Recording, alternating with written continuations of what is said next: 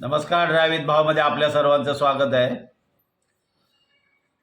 जी होणारी गोष्ट आहे ना ती कधी चुकत नाही.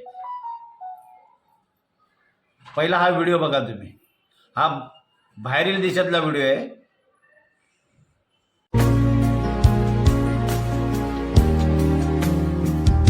Esse cara sou eu.